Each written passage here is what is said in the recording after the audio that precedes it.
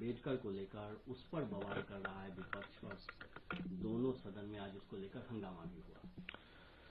संविधान पर हो रही चर्चा के दौरान कल जब राज्यसभा में केंद्रीय गृह मंत्री आदरणीय अमित शाह जी जब जवाब दे रहे थे तो उस वक्त सदन में मैं खुद भी वहां पर मौजूद था।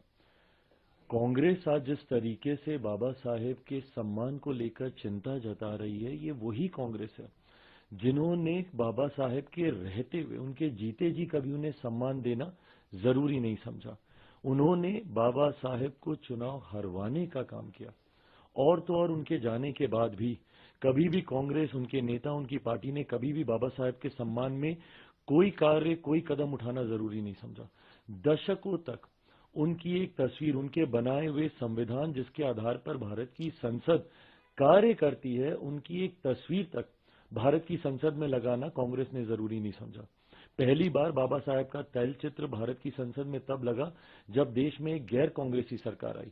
वीपी सिंह जी जब देश के प्रधानमंत्री थे, जिसमें मेरे नेता, मेरे पिता आदरणीय रामविलास पासवान जी श्रम एवं कल्याण मंत्री थे, उस वक्त पहली बार भारत की संसद में डॉक्टर बाबा साहेब भीमराव अंबेडकर जी की तस्वीर को भारत की संसद में लगाया गया, जबकि तब तक कांग्रेस के कई नेताओं की तस्वीर, बल्कि एक परिवार के 3-3 सदस्यों की तस्वीर भारत के संसद के सेंट्रल हॉल में लगी हुई थी। बाबा साहेब के सम्मान में इन्होंने भारत रत्न तक उन्हें देना जरूरी नहीं समझा, जिन्होंने हमारे देश के संविधान को बनाने का काम किया। उनको भारत रत्न भी उसी गैर कांग्रेसी सरकार के दौरान दिया गया। उनके जन्म दिवस पे छुट्टी की घोषणा उस वक्त की गई। आज कांग्रेस बस एक प्रतिस्पर्धा में, क्यों? क्योंकि हमारे प्रधानमंत्री आदरणीय नरेंद्र मोदी जी, हमारी केंद्र की एनडीए की सरकार ने एक एक करके बाबा साहेब से जुड़े हुए हर उस स्थल को चिन्हित कर विकसित करने का काम किया।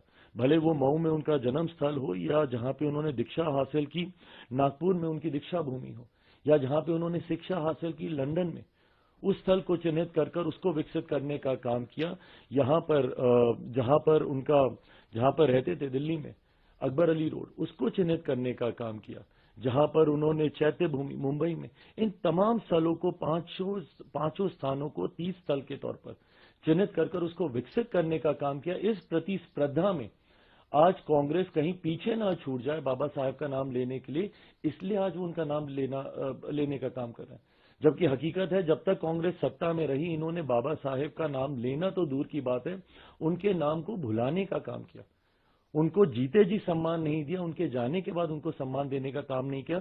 और आज उसी कांग्रेस पार्टी को बाबा साहेब के सम्मान की चिंता हो रही है।